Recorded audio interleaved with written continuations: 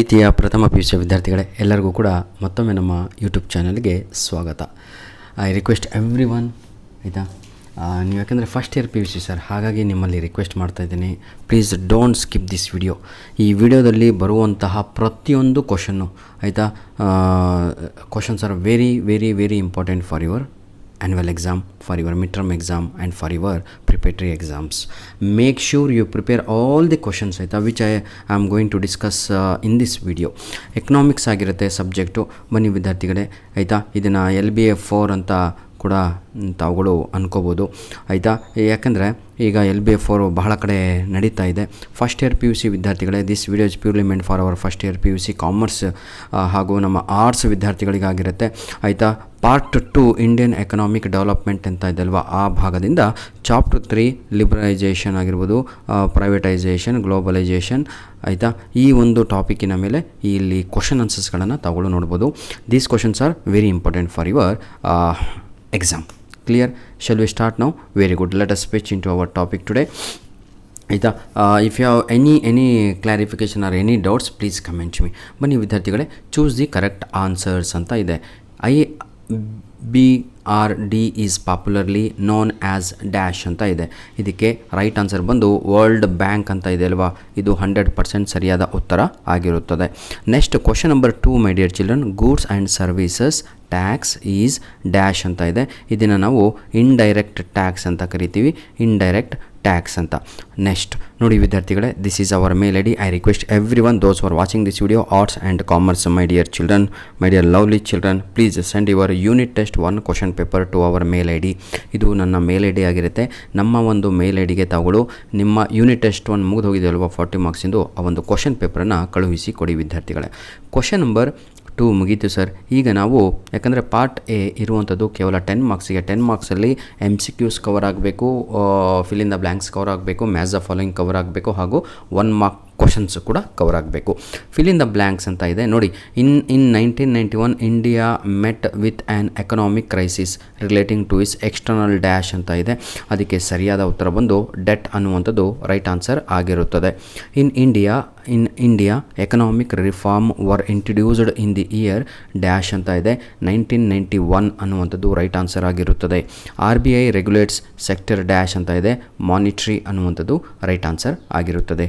ಧನ್ಯವಾದಗಳು. ನಿಮ್ಮ ಪ್ರೀತಿ ಸದಾ ಹೀಗಿರಲಿ ಮಕ್ಕಳೇ. ಬನ್ನಿ ಈಗ ನಾವು 1 ಮಾರ್ಕ್ ಕ್ವಶನ್ಸ್ ಕಡೆಗೆ ಹೋಗ್ತಾ ಇದ್ದೇವೆ. Main question number 3, match the following part ಎನಲ್ಲಿ.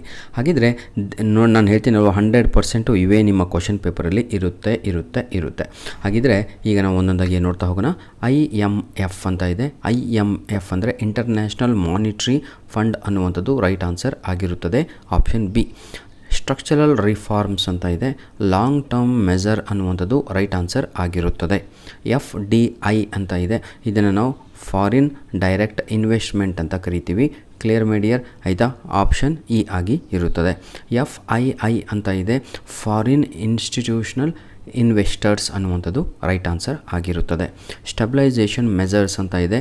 ಇದನ್ನು ಶಾರ್ಟ್ ಟರ್ಮ್ ಮೆಜರ್ಸ್ ಅಂತ ನಾವು ಕರಿತೇವೆ. ಕ್ಲಿಯರ್? Any doubt? ಏನು ಡೌಟ್ ಇಲ್ಲ ಅಂದ್ಕೊಂಡಿದ್ದೀನಿ. ಧನ್ಯವಾದಗಳು.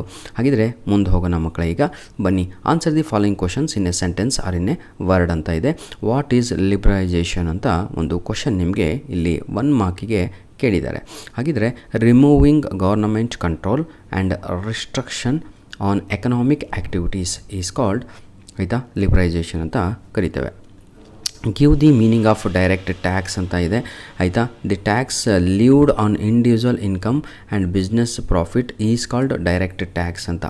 What is direct tax my dear children? ನೋಡಿ, give the meaning of direct tax ಅಂದರೆ ದಿ ಟ್ಯಾಕ್ಸ್ ಲೀವ್ಡ್ ಅಂದರೆ ಟ್ಯಾಕ್ಸ್ ಹಾಕ್ತಾರಲ್ಲ ಇದ್ರ ಮೇಲೆ, ಆ್ಯನ್ ಇಂಡಿವಿಜುವಲ್ ಇನ್ಕಮ್ ಅಂತ, and business profit is called direct cash ಅಂತ. ಇಂಡೈರೆಕ್ಟ್ ಟ್ಯಾಕ್ಸ್ ಅಂತ ಹೇಳಿದರೆ ಗೂಡ್ಸಿನ ಮೇಲೆ ಹಾಕುವಂಥದ್ದು.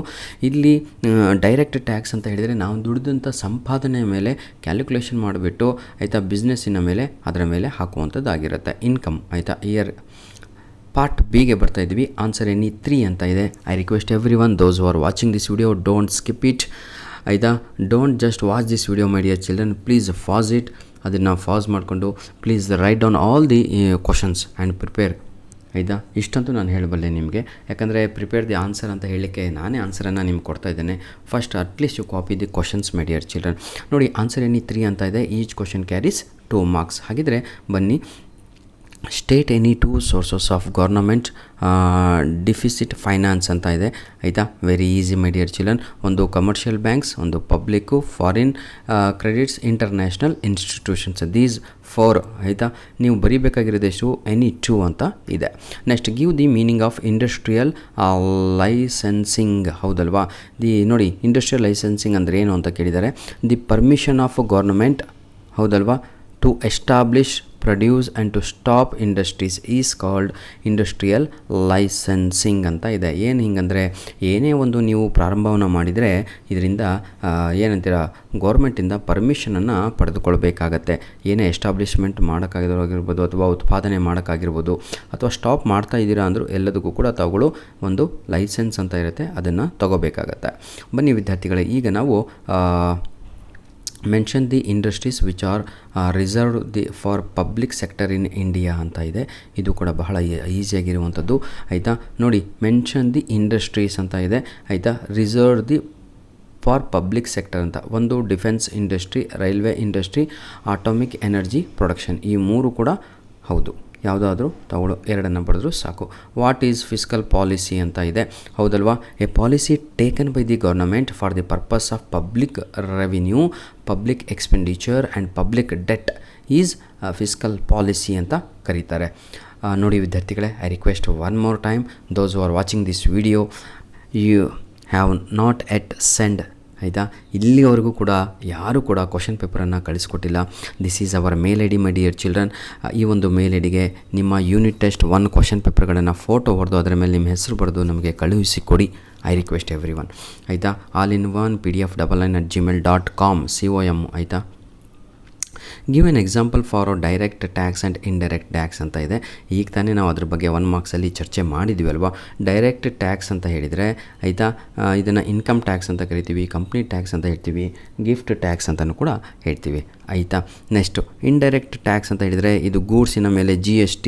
ಈಗ ನೋಡಿ ಕರೆಂಟ್ ಬಿಲ್ ಕಟ್ತಾ ಇದ್ದೀನಿ ಅಂದರೆ ಹೇಳಿದರೆ ನಾನು ಇಂಡೈರೆಕ್ಟಾಗಿ ಟ್ಯಾಕ್ಸನ್ನು ಪೇ ಮಾಡ್ತಾ ಇದ್ದೀನಿ. ಅದರ ಮೇಲೆ ಬಿಲ್ಲಿನ ಮೇಲೆ CGST ಅಂತ ಇರುತ್ತೆ ಹಾಗೂ GST ಅಂತ ಇರುತ್ತೆ ಆಯಿತಾ.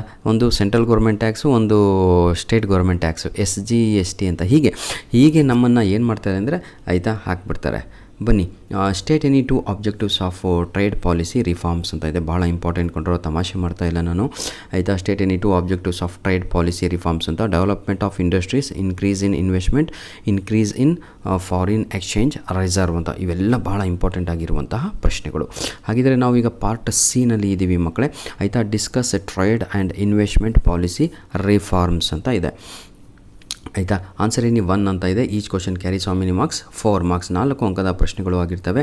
ನೋಡಿ discuss trade and investment policy reforms ಅಂತ ಇದೆ.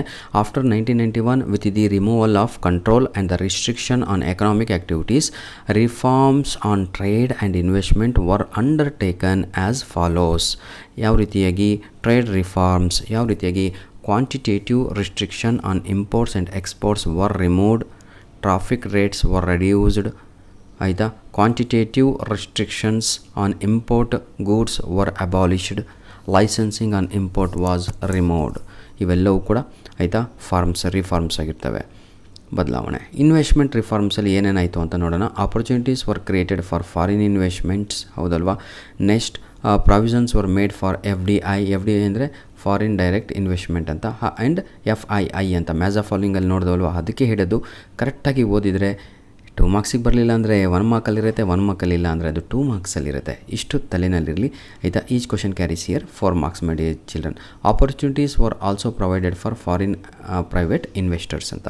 Next question my dear children, very ಅಂದರೆ very very very very important ಆಯಿತಾ. ಇದನ್ನು ಹಾರ್ಡ್ ಕ್ವಶನ್ ಅಂತಲೂ ಕೂಡ ಕರೀತಾರೆ. What are the objectives of WTO, explain the role of India as its member country ಅಂತ ಇದೆ ಆಯಿತಾ. ಹಾಗಿದ್ರೆ ಫಸ್ಟ್ ನಾವು ಇದರಲ್ಲಿ ಏನು ಬರೀಬೇಕು ಅಂದರೆ what are the objectives of WTO ಬರೀಬೇಕು. ನೆಕ್ಸ್ಟು ರೋಲ್ ಆಫ್ ಇಂಡಿಯಾ ಅದನ್ನು ಬರೀಬೇಕು. After the second world war ಏನಾಗುತ್ತೆ ಅಂದರೆ to increase the volume of global trade ಅಂತ. ಅಂದರೆ ಗ್ಲೋಬಲ್ ಟ್ರೇಡ್ ಅಂದ್ರೇನು, ಇದು ಕಣ್ರಿ ಎಕ್ಸ್ಪೋರ್ಟು ಇಂಪೋರ್ಟು ಆಯಿತಾ. ಏನು 23 ರಾಷ್ಟ್ರಗಳು 23 ನೇಷನ್ಸ್ ಎಸ್ಟಾಬ್ಲಿಷ್ಡ್ ದಿ GATT ಅಂದ್ರೇನು, general agreement on traffic and trade ಅಂತ in 1948 as a global trade organisation ಅಂತ. 1995ನಲ್ಲಿ ಏನಾಗುತ್ತೆ, GATT is modified as a world trade organisation ಆಯಿತಾ. The member nation of the WTO aim to increase the volume of international trade by removing mutual trade restrictions. The WTO aim to eliminate trade barriers. Trade barriers ಅಂದ್ರೇನು, ಬಹಳ rules ಅವು ಎಲ್ಲ ನಾವು ಸ್ವಲ್ಪ ತೆಗಿತಾ ಹೋದರೆ we can do better ಅಂತ ಹೇಳಿಬಿಟ್ಟು by encouraging members nations to enter into, ನೋಡಿ ಎಷ್ಟು ನೀಟಾಗಿದೆ.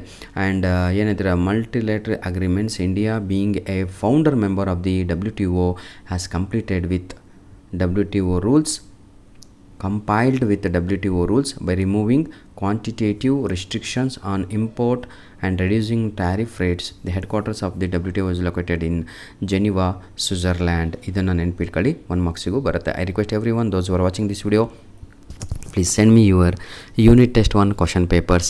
ನಿಮ್ಮ ಎಕ್ಸಾಮ್ ಆಲ್ರೆಡಿ ಮುಗಿದೋಗಿದೆ ಕಣ್ರೆ, ಒಂದು 20 ದಿನ ಆಗಿದೆ. ಆರ್ಟ್ಸ್ ಡಿಪಾರ್ಟ್ಮೆಂಟು ಆಯಿತಾ, ಆರ್ಟ್ಸ್ ಸ್ಟ್ರೀಮ್ನವ್ರ ಮಕ್ಕಳೇ ಯಾರೇ ನೋಡ್ತಾ ಇದ್ರೋ, ಯಾವುದೇ ಸಬ್ಜೆಕ್ಟ್ ಆಗಿರ್ಬೋದು ಎಲ್ಲವೂ ಕೂಡ ಕಳಿಸ್ಕೊಡ್ರು. Part D, my dear children, answer in one of the following questions in about ಅಂತ ಇದೆ. Briefly explain the background of economic reforms in India ಆಯಿತಾ. 6 ಮಾರ್ಕ್ಸ್ ಕ್ವಶನ್ ಇದು, ಫುಲ್ಲು ರೆಡಿ ಆಗಬೇಕು. ನಿಮ್ಮ ಟೆಕ್ಸ್ಟ್ ಬುಕ್ಕಲ್ಲಿ ಹೇಗಿದೆಯೋ ಅದೇ ರೀತಿಯಾಗಿ ನಾವು ಕೂಡ ಇಲ್ಲಿ ಡಿಸ್ಪ್ಲೇ ಮಾಡಿರುವಂಥದ್ದು. ಸ್ವಲ್ಪ ಚೇಂಜ್ ಇರುತ್ತೆ ಅಷ್ಟೇ, ಅದನ್ನು ಸ್ವಲ್ಪ ಆಯಿತಾ ಕಲೀರಿ. ಭಾಳ ಈಸಿಯಾಗಿರುವಂಥದ್ದು ಎಕನಾಮಿಕ್ಸಲ್ಲಿ, out of out easily you can score. 1 more question, list out the important areas of liberalisation, explain tax reforms and foreign exchange reforms ಅಂತ ಇದೆ. ನೋಡಿ, ಫಸ್ಟು ಲಿಬರಲೈಸೇಷನ್ ಅಂದರೆ ಏನು ಅಂತ ಬರೆದ್ಬಿಟ್ಟು ನೀಟಾಗಿ ಆಯಿತಾ, ಏರಿಯಾಸ್ ಅದು ಎಲ್ಲೆಲ್ಲಿ ಅಂತ ಬರೆದ್ಬಿಟ್ಟು ಟ್ಯಾಕ್ಸ್ ರಿಫಾರ್ಮ್ಸ್ ಬಗ್ಗೆ ಬರೀರಿ. ನಂತರದಲ್ಲಿ ಫಾರಿನ್ ಎಕ್ಸ್ಚೇಂಜ್ ರಿಫಾರ್ಮ್ಸ್ ಬಗ್ಗೆ ಬರೀರಿ ಆಯಿತಾ. ಲಾಸ್ಟ್ ಮೇನ್ ಕ್ವಶನಲ್ಲಿದ್ದೀವಿ. ಇದನ್ನು ನಾವು ಎಲ್ಲರಿಗೂ ಕೂಡ ಗಿಫ್ಟ್ ಅಂತ ಕರಿತೀವಿ. ಯಾಕಂದರೆ these questions are project oriented questions, assignment oriented questions ಆಗಿರುತ್ತೆ. ಬನ್ನಿ ಹಾಗಿದ್ರೆ ನೋಡೋಣ. Identify the following banks as agriculture, industrials, nationalised, private and the foreign banks ಅಂತ ಕೊಟ್ಟಿದ್ದಾರೆ. ಇದರ ಅರ್ಥವೇನು ಅಂತ ಹೇಳಿದರೆ, ಇಲ್ಲಿ ಕೆಲವೊಂದು ಬ್ಯಾಂಕ್ಸ್ಗಳನ್ನು ಕೊಟ್ಟಿದ್ದಾರೆ, ನೋಡ್ತಾ ಇದ್ದೀರಾ ಎಲ್ಲರೂ ಕೂಡ. HDFC, SBI, HFBC, NABARD ಹಾಗೂ IDBI ಇವೆಲ್ಲ ಬ್ಯಾಂಕುಗಳನ್ನು ಏನು ಮಾಡಬೇಕು, ನೀವು ಯಾವುದು ಫಾರಿನ್ ಬ್ಯಾಂಕ್ ಅಂತ ಬರೀಬೇಕು, ಪ್ರೈವೇಟ್ ಯಾವುದು, ನ್ಯಾಷನಲೈಸ್ಡ್ ಯಾವುದು, ಇಂಡಸ್ಟ್ರಿ ಯಾವುದು, ಅಗ್ರಿಕಲ್ಚರ್ ಯಾವುದು ಅಂತ ಬರೀಬೇಕು. ಬನ್ನಿ ಹಾಗಿದ್ದರೆ ಒಂದೊಂದೇ ನಾವು ನೋಡ್ತಾ ಹೋಗೋಣ ಈಗ ಮಕ್ಕಳೇ. ಹಾಗಿದ್ರೆ HDFC ಅನ್ನುವಂಥದ್ದು ಇದು ಒಂದು ಪ್ರೈವೇಟ್ ಬ್ಯಾಂಕ್ ಆಗಿರುತ್ತೆ. SBI ನ್ಯಾಷನಲೈಸ್ಡ್ ಬ್ಯಾಂಕ್ ಆಗಿರುತ್ತೆ ಆಯಿತಾ. HSBC ಅಂತ ಇದೆ, ಇದು ಫಾರಿನ್ ಬ್ಯಾಂಕ್ ಅಂತ. ನಬಾರ್ಡ್ ಅನ್ನುವಂಥದ್ದು ಅಗ್ರಿಕಲ್ಚರ್ ಬ್ಯಾಂಕ್, IDBI ಅನ್ನುವಂಥದ್ದು ಇಂಡಸ್ಟ್ರಿಯಲ್ ಬ್ಯಾಂಕ್ ಆಗಿರುತ್ತೆ. ಧನ್ಯವಾದಗಳು. ನಿಮ್ಮ ಪ್ರೀತಿ ವಿಶ್ವಾಸ ಸದಾ ನಮ್ಮ ಜೊತೆ ಹೀಗಿರಲಿ ಮಕ್ಕಳೇ. ಏನೇ ತೊಂದರೆ ಇದ್ದರೂ please you can comment me ಆಯಿತಾ. ಅರ್ಥ ಆಗತ್ತಲ್ವಾ? Give high priority to these questions my dear children. ಗಿವ್ high priority to these questions in this chapter, particularly in this chapter aita. If you have any more questions or need further explanations, feel free to ask, feel free to pass comments. ಇದಕ್ಕೆ comments ಅನ್ನು ಹಾಕಿ. ಹಾಗೂ ಇನ್ನೊಂದು ಸಾಕು ಅನ್ಸುತ್ತಲ್ವಾ, I will wrap up here only ಆಯಿತಾ. Have a great day my dear children. Thank you.